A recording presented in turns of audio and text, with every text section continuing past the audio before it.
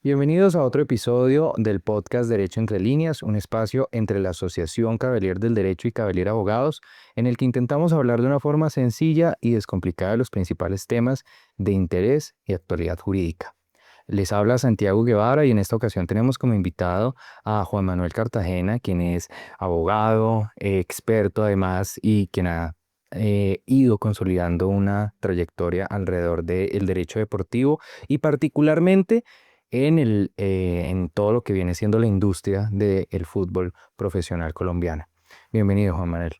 Santiago, ¿cómo estás? Muchísimas gracias por la invitación. Un placer estar acá con ustedes y por supuesto en lo que pueda servir y aportar a la asociación sería muy importante. Muchísimas gracias a ti por atender este espacio, por sacarnos pues un pedacito de tiempo para poder conversar de esto que además yo creo que es un tema, no voy a decir tabú, pero sí es un poco desconocido, es un tema que no está al orden del día, al menos cuando uno piensa en derecho, y es el derecho deportivo y pues también este tema aplicado al mundo del fútbol.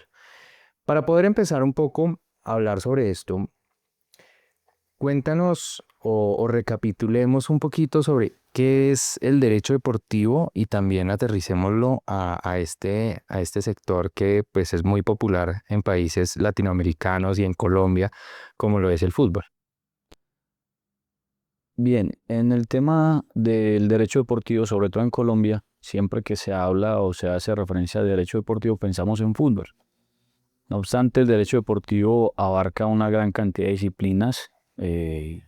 Vale la pena hacer la aclaración en federaciones como la Federación de Básquetbol, la Federación de Voleibol y todos los deportes que podemos conocer.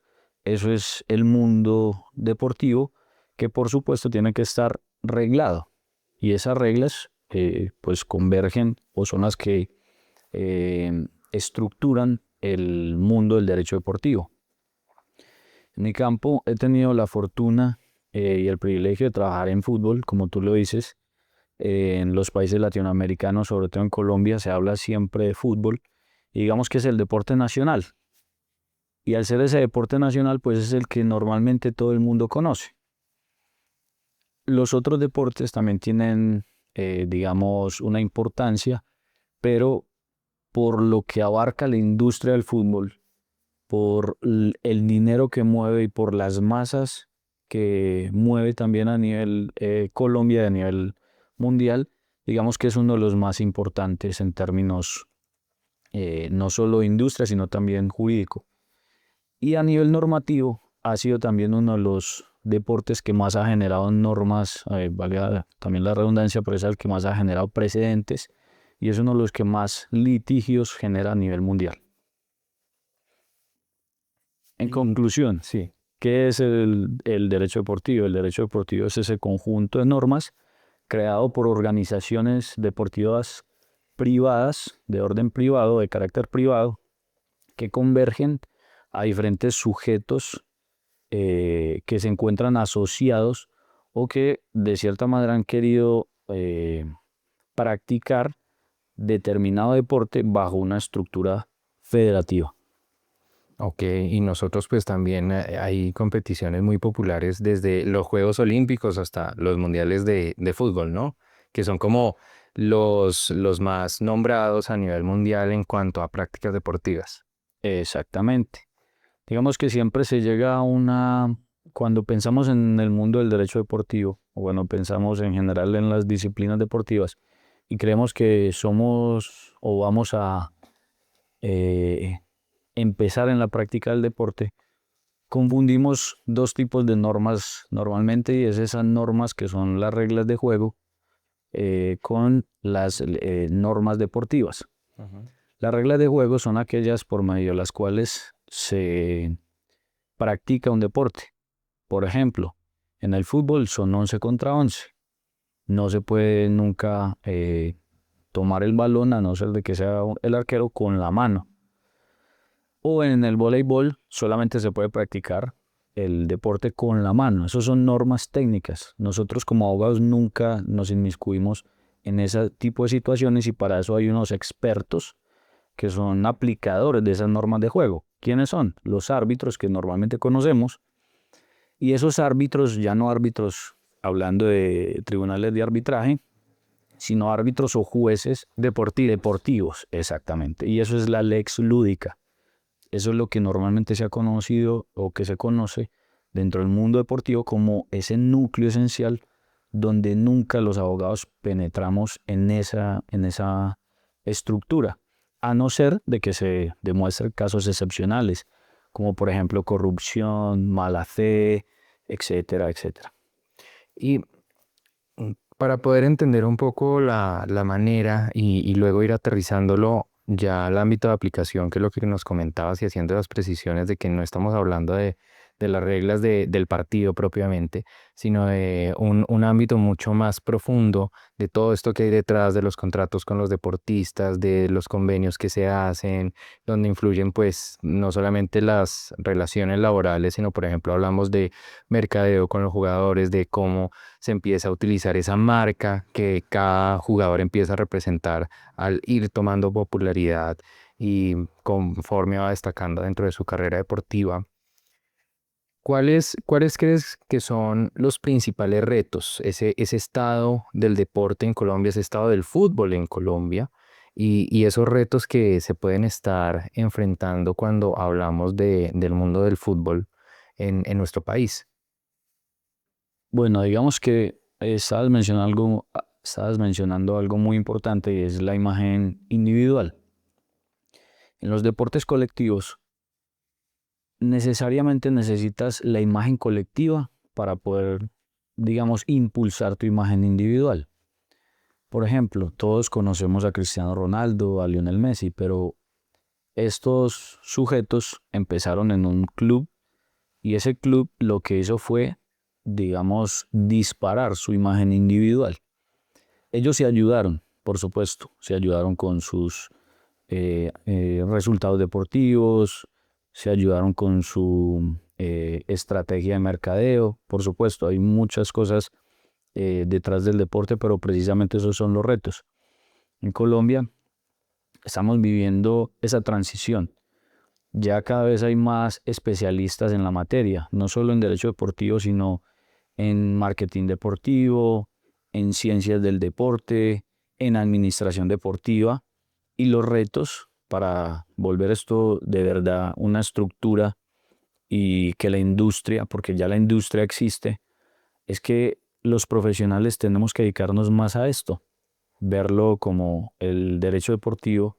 Alguien lo dijo hace muchos años que era Enrique Peroso García, decía que el derecho deportivo no es para tomarlo deportivamente, que normalmente los abogados nos enfocamos, por supuesto, no nos enseñan esta disciplina, no nos la enseñan en la facultad, y la tenemos que ir aprendiendo dentro del curso de nuestra profesión. Uno de los retos es ese. Para mí, uno de los retos es ir profesionalizando más la industria y que más profesionales, no solo abogados, se vayan sumando para ir, digamos, tomando mejores decisiones, no solo en fútbol, sino en el deporte en general. Digamos que ya como abogados tenemos que tomar muy en serio que las vicisitudes que se presentan en este campo que siempre está en constante evolución, por supuesto por ser tan nuevo, entre comillas nuevo, se van presentando con el día a día. Y eso nos lleva a nosotros a estudiar más, ser un poco más autodidactos y por supuesto lo que yo quisiera, hoy hablo por mí, es que el día de mañana si se construya una escuela de verdad de derecho deportivo en Colombia y por supuesto en el mundo ya las hay, pero en Colombia falta algo más estructurado en torno a la ciencia jurídica en derecho deportivo. Algo un poco más consolidado porque claro, lo que tú dices, esto viene muy desde la parte empírica porque con la era digital ya los futbolistas de por sí ya famosos y conocidos empezaron a convertirse en marcas individuales, haciendo el símil a un artista, Sí, ¿no? exacto. Que necesita patrocinios todo el tiempo, estar moviendo y estar siendo visible mucho. en todos los espacios. Con los deportistas también es un reto, ahora que lo mencionas, es un reto porque eh, no he tenido tanta experiencia en el tema musical, pero digamos que lo que uno logra percibir es que a veces son diferentes tipos y sujetos en la asesoría jurídica. Por ejemplo, en el tema musical, muchos artistas saben de qué no saben. En el deporte, un jugador, en este caso en fútbol, cree saber que sabe cómo está negociando su contrato. Y ellos solamente se fijan en tres cláusulas. ¿Cuánto le pagan? ¿Cuándo inicia? ¿Cuándo se termina? ¿Y cuál es la cláusula de rescisión? Es decir, ¿cuál es la cláusula de salida? ¿Cuánto me están diciendo que valgo yo? Por así decirlo, entre comillas, porque eso tiene sus matices. Esa es otra de las grandes situaciones que hoy estamos viviendo, pero creo que es a nivel mundial.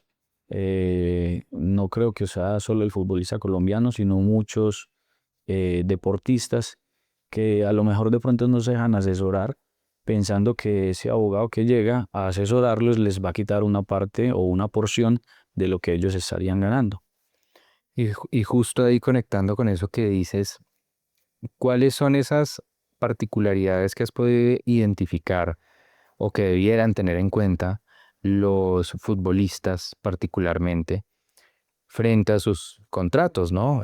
Aparte de lo que uno dice, bueno, el futbolista se fija es en eso, obviamente, al igual que debo asumir que pasa en el mundo artístico, conforme esta persona va avanzando y su carrera va creciendo y se va proyectando aún más, pues poco a poco empieza a tener más cuidado y empieza a darse cuenta de las embarradas que comete al inicio precisamente por esa falta de asesoría, de conocimiento, por no fijarse también en las condiciones que le puedan estar planteando un club de estos.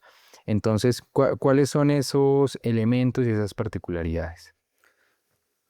Bueno, digamos que la pregunta es muy pertinente, pero también en ese sentido tengo que hacer varias precisiones. Cuando entras a la industria, una de las primeras cosas que debes de entender es cuáles son los sujetos que participan en la cadena de valor. En el fútbol hay muchos actores, aunque solamente veamos el jugador, pero está el club, el agente del jugador, el agente del club, la federación en donde se encuentra, la jurisdicción y el derecho aplicable donde estén, las marcas que quieran venir a asociarse con el club o con el jugador, es decir, lo que normalmente se llama como el sponsor o el patrocinador. Y digamos que estos sujetos se encuentran en constante relación. El jugador, pues por supuesto es el núcleo, la célula principal de toda la estructura. Y el jugador cuando va a suscribir un contrato, habría que ver con qué actor se encuentra negociando, sea con el club, sea con el agente, o sea con el patrocinador, o sea con la federación que se encuentre. ¿Por qué hablo de federación? Porque ellos también tienen una relación jurídica estrecha con la federación, no solo por su afiliación o participación, sino porque también los convocan a selecciones nacionales, es decir, lo que normalmente conocemos como la selección Colombia, la selección Argentina, eso también es una relación jurídica. Dicho eso, el jugador tiene que tener en cuenta todas estas aristas y todos estos actores para tener en cuenta cuándo va a ir a negociar. Si va a ir a negociar con el club, pues por supuesto lo más importante es saber cuál es su salario, cuál es su cláusula de rescisión, cuáles son, digamos, los órganos de resolución de disputa en caso de que se presente cualquier diferencia con su club, cómo se le van a pagar los bonos o cómo se van a pagar sus variables en caso de que tenga unos logros deportivos importantes, etcétera. Si es con el agente, lo más importante es establecer cuál es la relación con ese agente. Si él le trae un contrato con un club o le trae un contrato con una marca o si le trae digamos, una propuesta simplemente y él no la acepta. Esas son las variables. Son muchas, pero hay que ver cuál es el sujeto que se relaciona con ese jugador.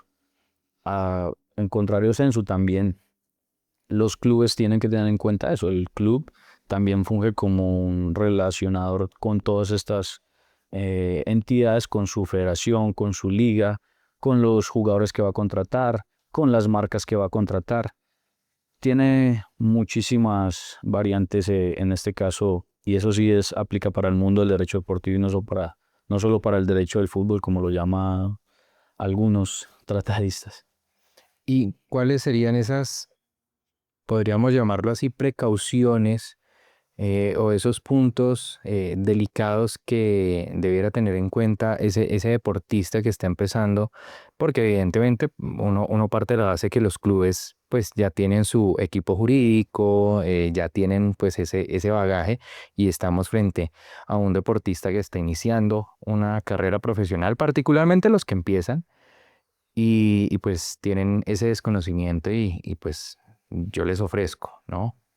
Yo creo que el principio de la carrera de un jugador es muy importante, el acompañamiento de sus padres, y más a decir, pero Juan, ¿esto qué tiene que ver con lo jurídico? Tiene mucho que ver porque a veces el gran obstáculo de ese jugador aficionado es que sus padres también creen saber todo y a veces se equivocan, a veces aciertan, pero creo que eh, en el deporte convergen muchísimas cosas. Dentro de ellos yo creo que todos lo saben y es el tema de la disciplina, pero lo más importante y creo que casi nadie lo habla es estar bien rodeado. No solo tener un buen abogado, sino también tener un buen fisioterapeuta, un buen médico deportólogo, mejor dicho, es un complemento.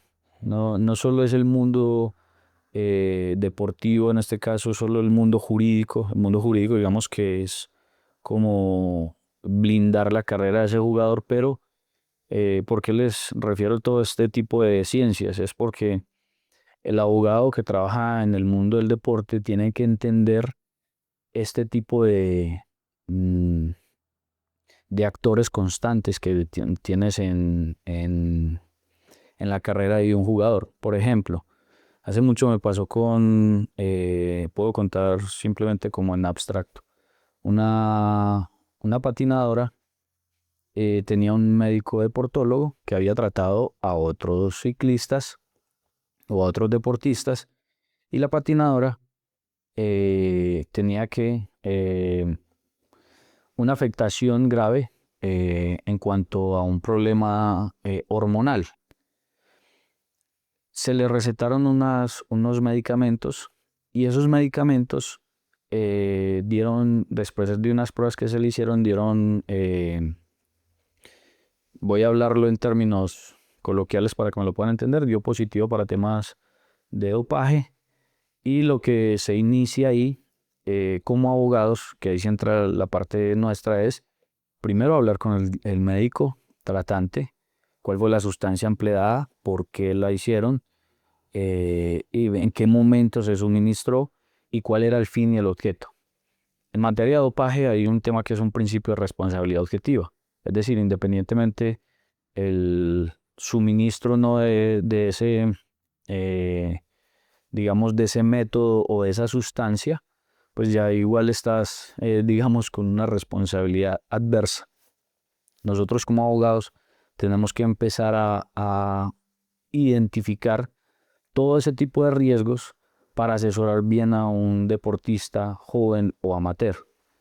Bueno, me fui muy allá, pero simplemente es como para explicarles este tipo de deportistas jóvenes. La verdad, lo más importante son sus padres. Saber que tienen que rodearlo de unos buenos profesionales, tienen que rodearlo de saber que si el jugador quiere practicar el deporte o la jugadora quiere practicar el deporte bien, pero en los jóvenes siempre puede pasar que no quieren seguirlo practicando.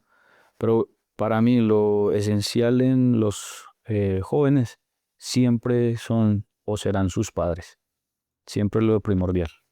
Y de acuerdo con ese ejemplo que nos mencionabas, que de ahí sale también la importancia de tener un buen equipo, estar rodeado de buenas personas, de gente que sepa, que lo ayuden a uno a crecer tanto en su carrera deportiva como a protegerse de un ámbito profesional totalmente nuevo, en donde, por supuesto, habrán personas que abusen, otras que no, condiciones que podrían llegar a mejorarse. ¿De qué manera estos abogados deportivos entran a proteger los derechos? ¿Cómo empieza a materializarse esa defensa jurídica respecto a un deportista o incluso al contrario, un club que recibe una demanda de uno de sus deportistas, que también deben darse pues muchos casos al respecto por muchas situaciones? Los, digamos, a nivel, a nivel federativo o asociativo, para que más o menos podamos entenderlo, las federaciones actúan a través de un principio que es el principio de asociación. Casi todas las federaciones tienen su sede en Suiza. En Suiza, digamos que se acepta el derecho a asociación como el principio o el ejercicio del principio de autonomía de la voluntad privada. ¿Sí? A través de estas estructuras se han creado unos órganos de resolución internacional y por medio de sus asociaciones nacionales que fungen como una especie de pirámide hasta llegar a la Federación Internacional, han generado varios mecanismos de resolución de disputas a nivel asociado. Eso no tiene nada que ver con derecho internacional, tampoco con derecho nacional, es un derecho de asociación, por eso lo vengo hablando así. ¿Qué pasa? Los jugadores, dependiendo el club con el que estén en disputa, pueden acudir a estos órganos de resolución. Son órganos de resolución privado, pero no porque sea privado se sacrifica el debido proceso y las garantías fundamentales que corresponden en derecho continental, hablando en general, eh, en lo que tiene que ver con el proceso que puede llegar a tener contra un club o contra un agente o contra otro jugador, porque podría pasar. No pasa muy seguido, pero puede llegar a pasar. A nivel jugadores, pues ya también se ha visto en la práctica que hay abogados que solo se han especializado en asesorar jugadores y ¿En qué? dependiendo en jugadores, solo, Ok. es decir, si asesoras un jugador, pues tratas de no asesorar un club. No obstante, también es muy, el medio de lo grande también es muy pequeño, Ujú. pero digamos que normalmente quien protege a un jugador a veces genera un conflicto de interés con representar a un club, pero puede pasar, listo. Dependiendo, si eres, digamos, experto en la materia, sabes que puedes acudir a un órgano de resolución asociado, por eso habla de la asociación, pero también puedes elegir la competencia de un juez laboral si eres un jugador y puedes ir a determinar cuál es la terminación, o si la terminación fue abrupta, o si fue sin justa causa, o si fue con justa causa, etcétera, etcétera, etcétera.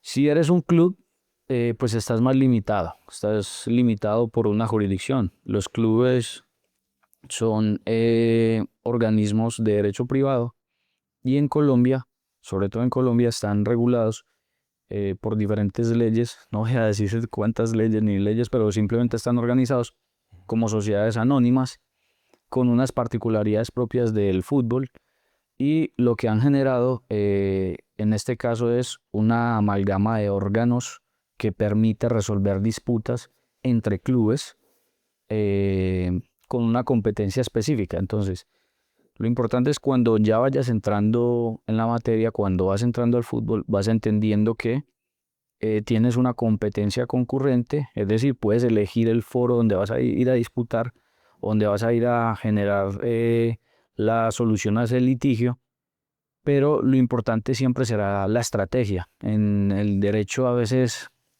olvidamos que también es de estrategia, no es saber la ley, sino saber enfocar dónde van a ser los litigios y cuándo es prudente hacer una transacción o cuándo es prudente esperar una resolución de una disputa. Y desde tu experiencia, ¿cuál has visto que sea esa materia como que genere más conflicto, que se presente alrededor de derechos laborales de los contratos o entre los diferentes clubes? ¿Qué has podido ver? En referencia o con referencia a la resolución, en este caso de temas de litigios laborales, la verdad hace mucho se ha dejado no quiere decir que no exista, eso no me lo vayan a entender así, pero digamos que ya no se presenta tanto como hace unos años. Los clubes en Colombia, la verdad, muchos cumplen y las normas son muy exigentes. Los clubes tienen que cumplir con todas las normas comerciales, civiles, laborales, por supuesto. Es decir, cuando estás en la jurisdicción de un país, tienes que cumplir con toda la normativa. Pero aparte tienes una normativa asociada que te compele o te obliga a ser un poco más exigente con el tema de los pagos y demás. Entonces, en materia laboral sí se presentan disputas, no quiere decir que no, pero no son esa, digamos, materia que se tenga que resolver, al menos en el plano nacional, que se tenga que resolver día a día. Lo que sí se resuelve en el día a día es un tema que es un concepto creado dentro de la estructura del derecho del fútbol, que es la indemnización por formación, que corresponde a cuando un jugador suscribe su primer contrato como profesional, el nuevo club, es decir, el club que lo contrata como profesional, tiene que pagarle a todos los clubes formadores una indemnización por formación. Es uno de los casos que más se ve en materia, si vamos a hacer un símil de en materia laboral que tiene mucha disputa, es el tema de los bonos, el tema de las participaciones en los campeonatos, por ejemplo. Si vas avanzando de fase, al menos en materia de torneos internacionales, el club va adquiriendo unos premios deportivos que ascienden a millones de dólares, y lo que hacen los jugadores es establecer un monto o un porcentual sobre esa participación. Entonces, lo que hacen es establecer sobre méritos deportivos un porcentaje. Y esa diferencia a veces también genera muchos litigios. El club dice, no, yo le pacté el 10% sobre todo el plantel. Y llega el capitán del club y dice, no, solamente para mí era el 5%. O no, yo no le quiero pagar. ¿Por qué? Porque no le quieren pagar. Son cosas que se dirimen mucho. Y otra de las cosas que tienen mucho litigio es los conflictos entre clubes profesionales y entre clubes aficionados con profesionales en lo que tiene que ver con lo que comúnmente se llama convenios deportivos. Y esos son convenios de transferencia en donde se pactan porcentajes de venta futura para, digamos, la participación del anterior club pueda tener una recompensa económica por la valoración económica de un jugador a un tercer club. Digamos que esas son como las materias, pero hay muchas. O sea, pero si te podría resumir, yo creo que son las que más se presentan Las en más el mundo. recurrentes. En el mundo, o sea, a ver, hoy si lo trasladamos a Colombia, es así, pero en el mundo hay muchas disputas por temas laborales. Ujú. Y aquí, si bien es un tema netamente internacional. Por ejemplo, eh, si tienes un jugador en Moldavia, eso sí lo ha creado la FIFA y creo que vale la pena mencionarlo. La FIFA tiene un concepto netamente continental, Ujú. pero confluyen más de 208 asociaciones, pues por supuesto asociaciones nacionales que tienen una jurisdicción, un derecho aplicable diferente, unos, digamos, conceptos totalmente diferentes de una relación laboral. Pero la FIFA ha estandarizado unos mecanismos de protección para esos jugadores.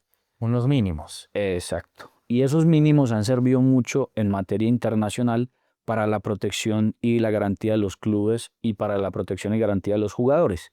Por ejemplo, un jugador que esté en Moldavia o un jugador que esté en Japón, pues por supuesto la aplicabilidad o en este caso el derecho moldavo o el derecho japonés puede ser mucho más mm, ¿cómo decirlo?, más difícil para un jugador porque tiene que acudir a un abogado japonés o a un abogado de Moldavia para que lo represente ante los tribunales laborales si está discutiendo su relación laboral. Pero aquí es donde entran los abogados en derecho deportivo a jugar un papel importante, y es cuál. Si tú conoces las normas FIFA, puedes litigar entre comillas, en una diferencia contractual por un jugador ecuatoriano contra un club moldavo. Tranquilamente lo puedes hacer.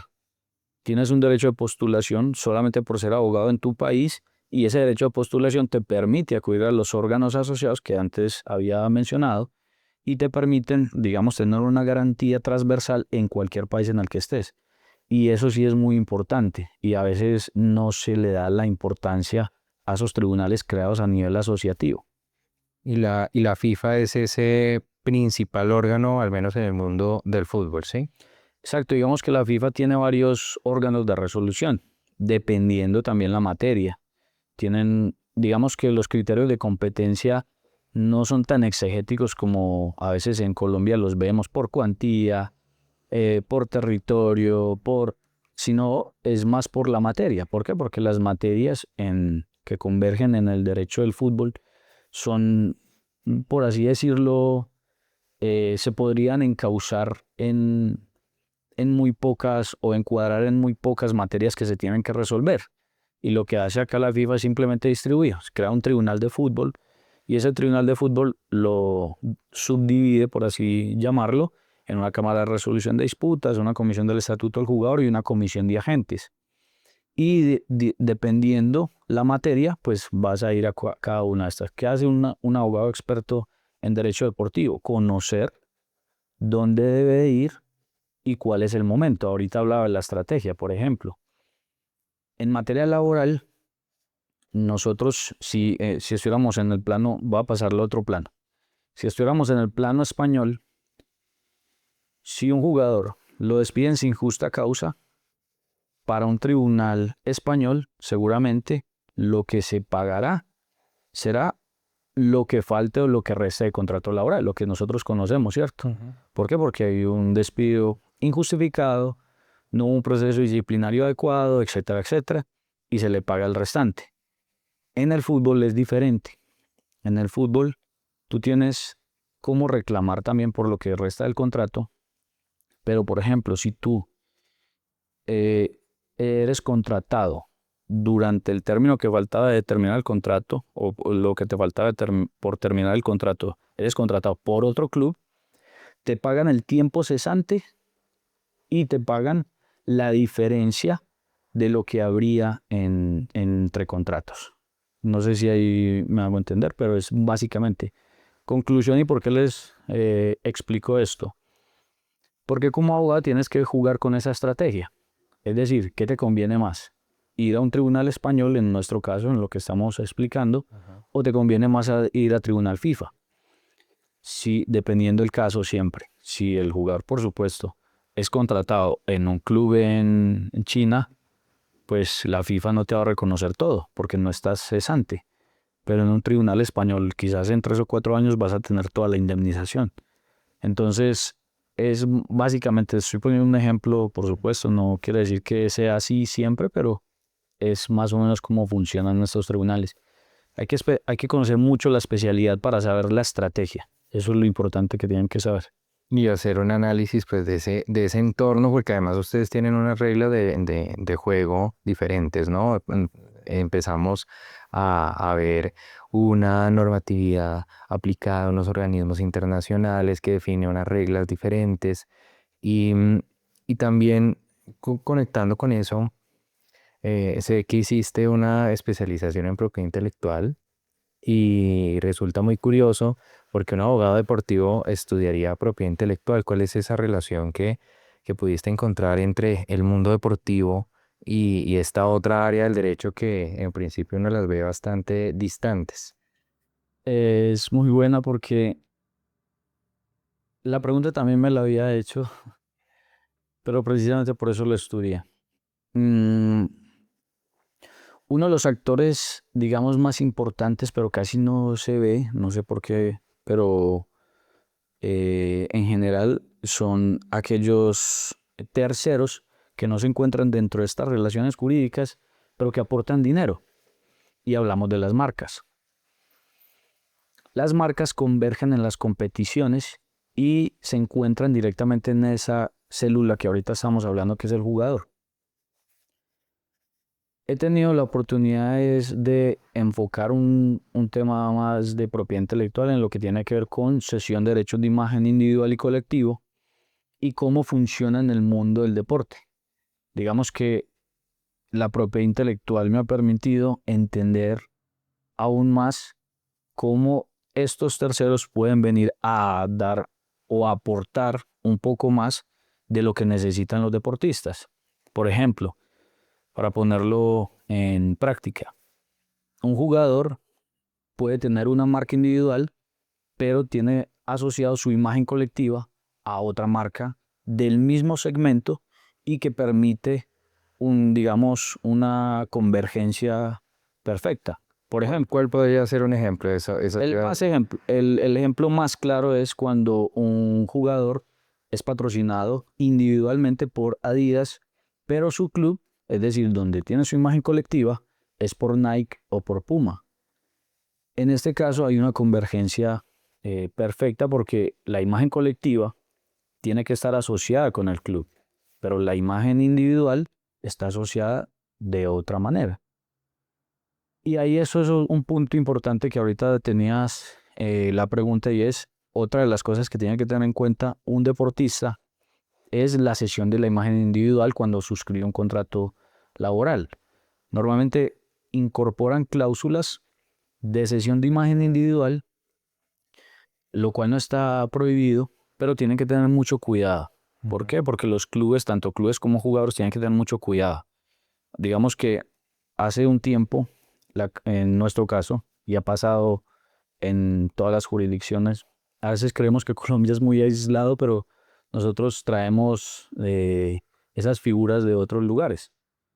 ¿Y qué es lo que ha sucedido? Que se utiliza la imagen individual para retribuir la prestación personal del servicio, y lo que impacta y lo que tiene esto es un impacto en el pago de prestaciones sociales, de seguridad social y toda la materia parafiscal. Y lo que sucede es que no estás utilizando la imagen individual, sino que lo que haces es, digamos, una aminoración de la carga como empleador, y eso no se puede hacer, ni en Colombia ni en otro lugar. La conclusión, y como para tenerlo y aterrizarlo un poco más, la especialización en propiedad intelectual me ha permitido entender un poco eh, cómo participa o cómo puedo ayudarle más a un club o a un jugador a tener en cuenta esta sesión de imagen individual y esta sesión de imagen colectiva sin que las dos se vayan a contraponer. Siempre pueden ser perfectamente alineadas y tienes que tener en cuenta siempre cuándo se participa una o cuándo participa la otra. No ceder por ceder derechos, sino tener en cuenta que todos pueden estar participando y ganando sin negarle la posibilidad al otro de hacerlo. Incluso también desde la valoración del activo intangible que empieza a ser su propio nombre. Incluso al salir, cambiar de club, cambiar de marcas, conforme va empezando a crecer esa reputación y ya se puede empezar a negociar con eso también. Claro, a nivel del fútbol, el fútbol tiene muchas repercusiones. Lo que pasa es que de pronto se mira como una industria más. Es una industria de entretenimiento y por supuesto que lo es. Pero a veces hay que entender un poco, y eso era lo que te contaba ahorita, que los abogados deberían de tener en cuenta, y es que esto es una industria. Cuando haces una transferencia de un jugador, tiene un impacto reputacional en el país, tiene un impacto reputacional en la ciudad donde se encuentre. Y por desgracia podemos ver todos los deportistas que hemos tenido, los futbolistas que hemos tenido en los diferentes clubes de élite del mundo. Eh, la imagen individual que genera este jugador es de tal magnitud que las redes sociales, por un fichaje de un jugador colombiano, las redes sociales de ese club que fichó un jugador de determinada nacionalidad incrementan enorme de manera exponencial. Y a la inversa, también pasa con los jugadores que son, digamos, fichados por eh, estos clubes extranjeros. Estos clubes extranjeros tienen unos adeptos o unos seguidores también extranjeros que le permiten visibilizar su imagen individual. Entonces vemos la convergencia. Normalmente en el mundo del fútbol vemos siempre en convergencia la imagen individual y la imagen colectiva. Siempre están ahí. A lo mejor de pronto no lo segregamos, pero cuando empezamos a estudiarlo a fondo y con lupa, vemos que siempre están en total, digamos, Consonancia. exactamente. Así es. Y ya para ir finalizando, ¿cuáles serían tus consejos como abogado deportivo para los abogados que están empezando a escudriñar un poco este mundo que ya empezamos a ver que en las universidades también se está empezando a hablar con mayor frecuencia del deporte, de las prácticas deportivas, se están sacando pregrados en gerencia deportiva, entre muchos otros? ¿Y cuál sería esos comentarios o esas recomendaciones que tú le harías a estos profesionales o que desconocen un poco el tema y que se quieren acercar o que ya estando familiarizados con el tema aún están en sus primeros pasitos para entrar en este mundo? Lo primero es, para los que quieran entrar, es un mundo apasionante. Es a los que nos guste el fútbol, la verdad, lo vamos a ver de otra manera.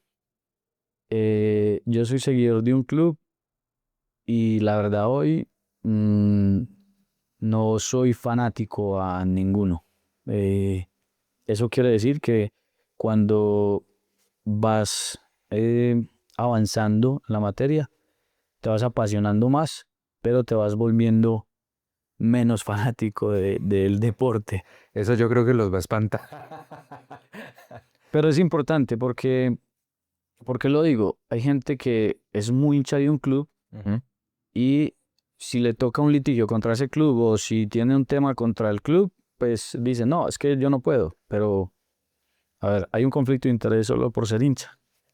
Ujú. Yo diría que no, pero es importante tenerlo en cuenta, por eso lo menciono. Y también hay que dejar un poco el tema de ser muy hincha.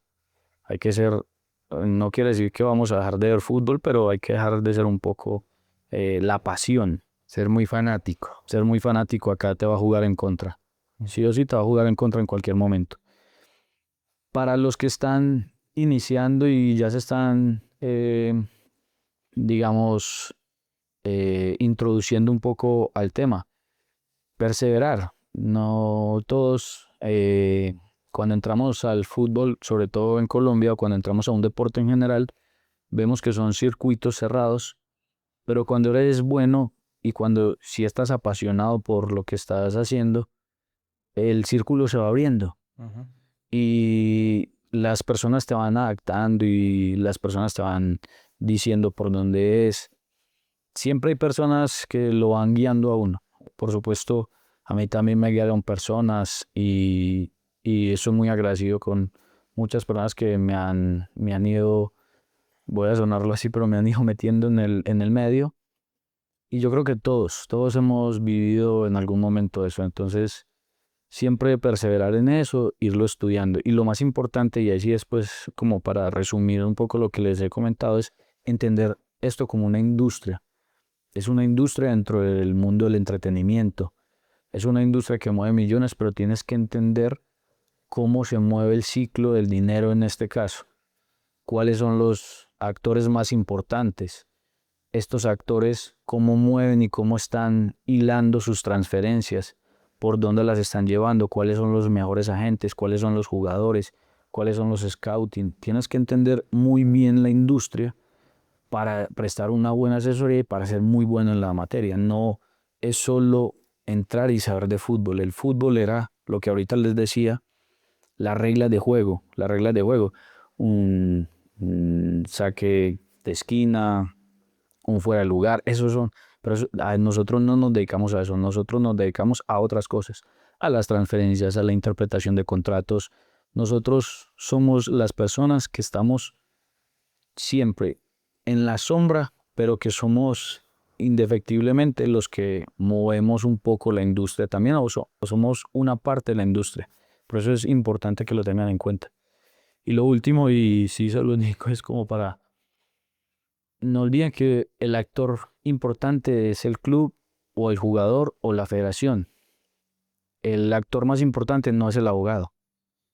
Y a veces se olvidan también de eso. Entonces lo más importante es, si tú eres un futbolista frustrado, no porque vayas a ser un abogado en derecho deportivo, en derecho de fútbol, vas a tener la repercusión mediática que tiene un deportista. Ujú. Eso también es muy importante y por supuesto la repercusión mediática siempre es muy importante y muy válida, pero tener mucho cuidado con la misma. Sí, es muy delicado y tanta exposición también en muchas ocasiones resulta incluso contraproducente, dependiendo la estrategia que tú mencionabas. Y es ese, yo creo que es el abogado que está ahí quien finalmente está protegiendo a su futbolista o a su club o a la federación en busca de pues el mejor trato posible, que a la final es lo que todos están buscando, ¿no? Un buen trato, un buen acuerdo, unas buenas condiciones para que finalmente todos se vean beneficiados de esta industria que en efecto mueve miles y miles de millones en todo el mundo. Así es, Santiago. Bueno, Juan Manuel, muchísimas gracias por acompañarnos, por haber hablado un poquito aquí de fútbol, de esta área del derecho que yo creo que está en auge también, que se viene consolidando, que personas como tú, que he sabido también que has estado en varias universidades hablando sobre derecho deportivo, comentando y divulgando también este tema. Espero, por supuesto, que este episodio haga parte de ese repositorio de espacios para poder difundir un poco lo que viene siendo el derecho deportivo. Gracias. Gracias a ustedes. Bueno, este fue otro episodio del podcast Derecho entre líneas. Les habla Santiago Guevara. El día de hoy nos acompañó el abogado Juan Manuel Cartagena. No olvides seguirnos en nuestras redes sociales como @Asociación Cavalier y @Cavalier Abogados. Nos vemos en un próximo episodio.